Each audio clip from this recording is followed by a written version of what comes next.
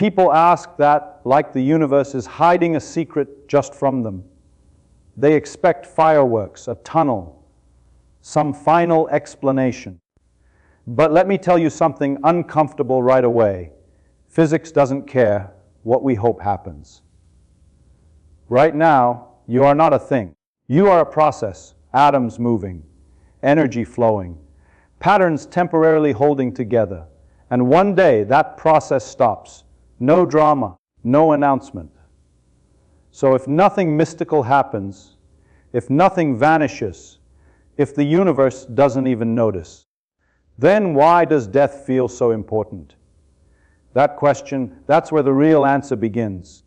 You see, most people think of themselves as a thing. They imagine there's a core inside them, a self that persists, that somehow carries their identity from one moment to the next.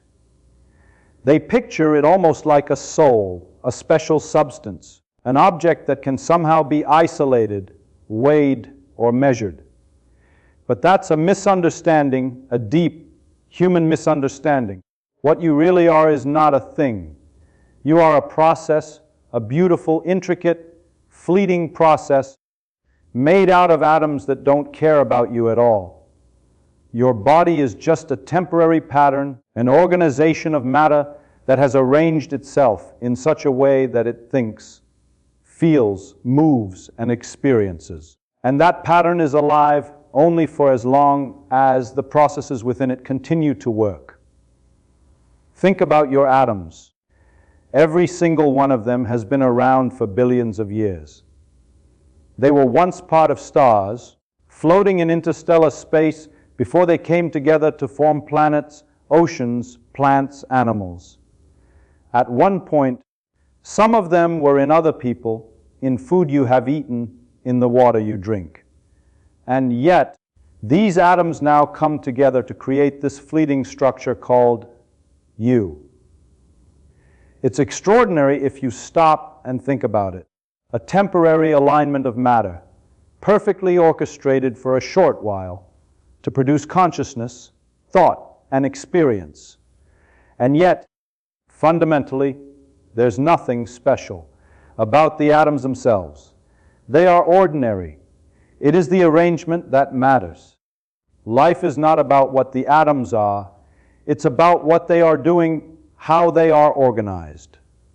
And that organization is transient. When the process stops, when the organization breaks down, you are no longer you. The atoms remain, of course, but the process that made you alive, that made you experience the world, ceases. Your heartbeat slows. Your neurons stop firing. Chemical reactions that kept your body functioning gradually halt. It is not dramatic. There is no fanfare. There is no announcement from the universe. There is only a process that has run its course. And the universe does not need to notice. From the perspective of physics, it simply continues. Matter continues. Energy continues. Patterns dissolve and become something else. That is what death is. And that is the first unsettling truth. You are a process and processes stop. You are not a thing. So there is no thing that disappears when you die. This understanding can be disconcerting. We like to imagine ourselves as objects that persist beyond time because it gives comfort and a sense of control. But if you shift your perspective to see yourself as a process, you start to see life differently. You see that the beauty of life lies in the organization of these atoms, in the delicate balance that allows the process to function. Your thoughts, your feelings, your curiosity, your laughter, they are all emergent properties of this pattern of matter in motion. They are not objects themselves. They are activities of a complex system, and like all activities, they can come to an end. But in that ending, there is also a kind of honesty, a transparency about what life truly is. It is ephemeral, it is fragile, and that is precisely what makes it astonishing. By understanding yourself this way, you also begin to understand your relationship with the universe. You are part of a vast system, a temporary arrangement of particles in a universe governed by rules that are indifferent to comfort or hope. And yet, within these rules, consciousness arises. Within these rules, life finds a way to notice itself, to wonder about itself. You are that moment of awareness. And as fragile as it is, as temporary as it is, that moment is real, it is meaningful, and it is extraordinary. The atoms themselves are ordinary, but their arrangement, your arrangement, creates something rare and beautiful. And so while you are not a thing, and while processes inevitably stop, the process itself, the life you live, is what matters. It is the miracle. It is the proof that even in a universe that doesn't care, order, awareness, and experience can exist, even if only for a brief moment. When people think about death, they often imagine that something disappears, something vanishes from existence. They imagine that the atoms that made up their body, their consciousness, their very self, somehow vanish into nothingness. But that's not how the universe works. Physics tells us something much stranger and more fascinating. Nothing ever disappears. No energy is lost, no atoms are destroyed, and no matter simply ceases to exist. The universe is, in a sense, very conservative. It keeps track of everything, even if we don't. The processes we call life are temporary, yes, but the components, the building blocks, continue on in other forms, participating in entirely new stories. Death is not annihilation, death is redistribution. Think about it this way. The atoms in your body are not unique to you. Every atom in your hand, in your heart, in your brain, has a history stretching back billions of years. Some of them were once part of stars that exploded in distant galaxies. Some were part of ancient oceans, rocks, and plants. Others were part of other humans long before you were born. And yet, for a brief time, they come together to form this pattern that we call your body. That pattern is alive, it is conscious, it is thinking, feeling, experiencing. That pattern is you. But the atoms themselves, they are indifferent. They do not care that they are arranged as you. They simply obey the laws of physics. They bond, they react, they move. And when the pattern ends, when life ceases, the atoms do not vanish. They continue their journey, becoming part of the world in other ways. They enter the soil, nourish plants, flow in rivers, drift in the air, or become part of other living creatures. Death is the point at which the organization ends, not the existence of matter. This idea is deeply unsettling because it strips away the illusion of permanence. We like to believe that there is a self that persists beyond death, a core that somehow remains intact. But in reality, there is no container holding our identity. Our identity is the activity of atoms in precise configurations. Once that configuration stops, the activity stops. The self, as we perceive it, dissolves. And yet, paradoxically, nothing is lost. The same atoms, the same energy, continue to exist, contributing to new processes, forming new structures, participating in new forms of life. Death is not the end of the material, it is the transformation of the material. From a cosmic perspective, this is almost poetic. The universe doesn't need to honor us or our individual patterns. It doesn't need to remember that we existed. And yet, in its indifferent laws, something remarkable happens, life arises, consciousness emerges, patterns form. And when those patterns end, the matter and energy that supported them are recycled into new patterns. Stars continue to shine. Rivers continue to flow. Plants continue to grow. the universe carries on. And within this indifferent, ongoing process, the atoms that once composed your body may very well participate in countless other processes, telling countless other stories.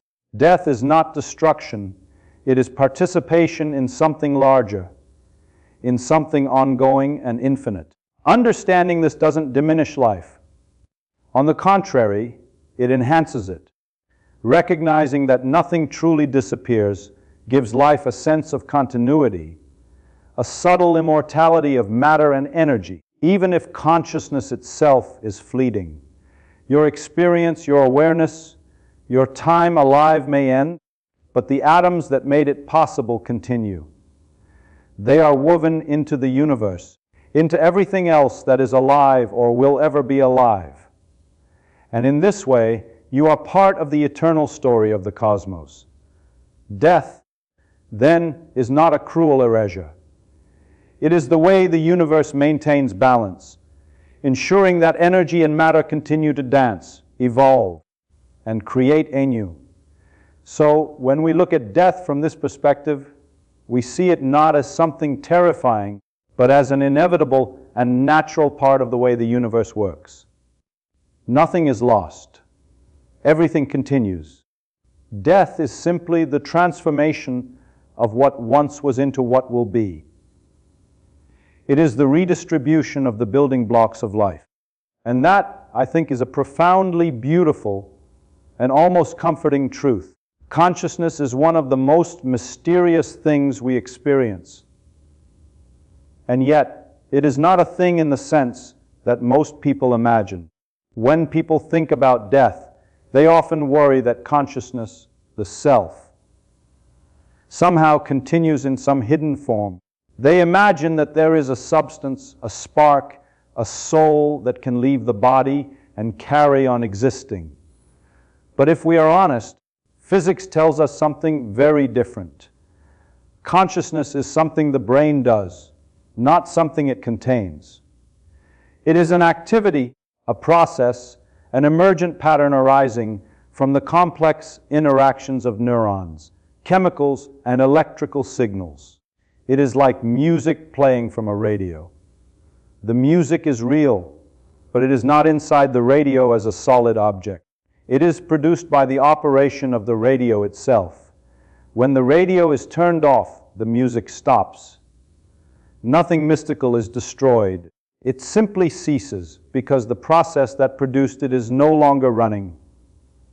Our minds, our awareness, our thoughts all exist because billions of neurons are firing in precise patterns. Chemicals flow. Signals travel from one part of the brain to another. These interactions create what we perceive as the self. But the self is not a fixed entity. It is a dynamic process that depends entirely on the functioning of the brain. When the brain stops, the activity stops. The pattern dissolves, and with it, the subjective experience, the I, ceases to exist. There is no secret container where consciousness is stored. It is a fleeting phenomenon. That is the hard truth, and it is uncomfortable because it contradicts centuries of human hope and imagination. But being uncomfortable is part of understanding reality.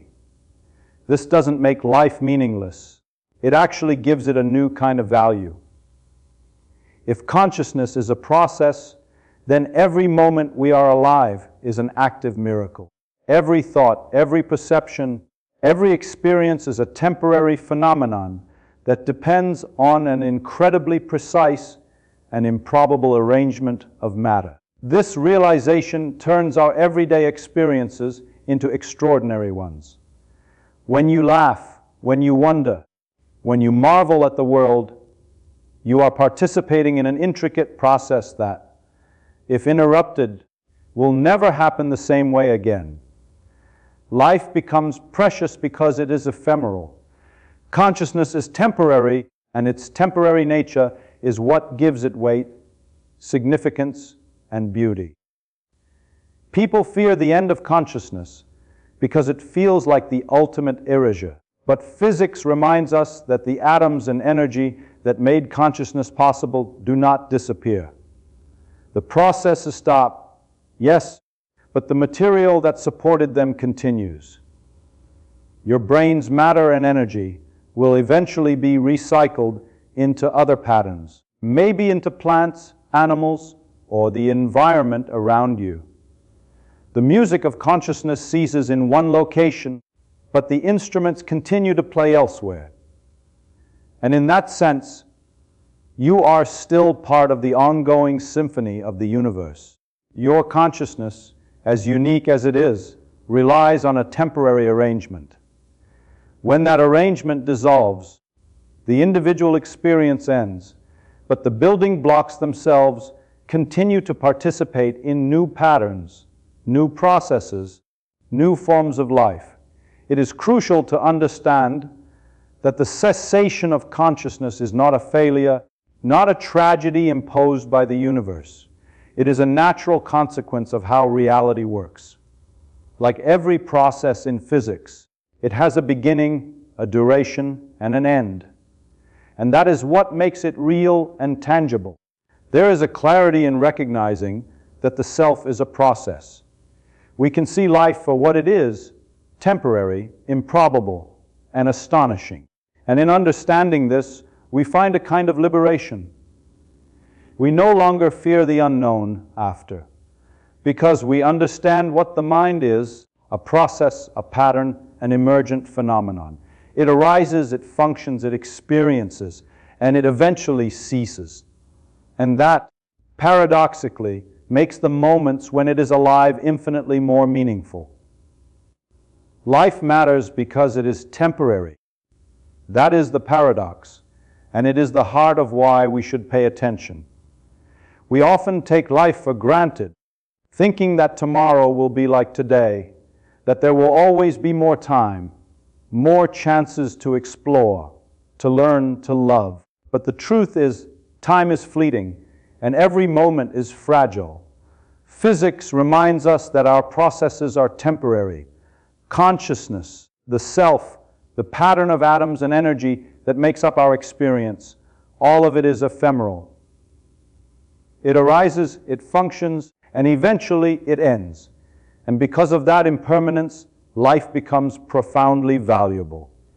Every second, every sensation, every interaction is unique and will never come again. This is the real beauty. Life is brief, rare, and astonishingly unlikely. And that rarity gives it weight. When we consider death not as a punishment or a mystery, but as a natural consequence of the universe's rules, we can begin to see life in a new light. There is no guarantee of eternity. There is no secret plan that ensures we get a second chance. Each moment is a chance to participate in the universe's unfolding, to experience awareness, to observe, to wonder. This participation is itself a miracle. For a brief time, the universe becomes aware of itself through us. Through our senses, our thoughts, our curiosity, the universe recognizes its own complexity. That recognition is fleeting, but it is extraordinary. It is rare to be alive, to be conscious, to observe the cosmos with a mind capable of asking questions like this. And because it is rare, it matters. Every decision, every act of curiosity, every moment of joy or sorrow carries significance. The temporary nature of life is what makes it precious. When people confront the reality of death, they often feel despair or fear, as if the universe is indifferent. In one sense, it is physics does not bend to human desire, but that indifference is not cruel. It is honest. The universe does not promise us permanence, but it does give us the opportunity to exist, to organize atoms into patterns capable of thought, emotion, and wonder. And within that opportunity lies freedom. We are free to explore, to understand, to make choices, to learn, to love. The impermanence of life forces us to value it, to act, to notice, to participate fully. It forces us to live with awareness, to see the extraordinary in the ordinary. The fleeting nature of existence sharpens our perception, makes the small moments extraordinary, and gives urgency to curiosity. Understanding the temporary nature of life also changes the way we see ourselves in the universe. We are not isolated, eternal observers. We are part of a vast ongoing system. Our atoms came from stars. Our energy will return to the world. And in that continuity, there is both humility and beauty. We are brief patterns in an enormous cosmos, and yet, during our brief existence, we are the universe observing itself. That is a remarkable gift, a rare phenomenon. And once we accept the impermanence of life, we can begin to appreciate the value of each day.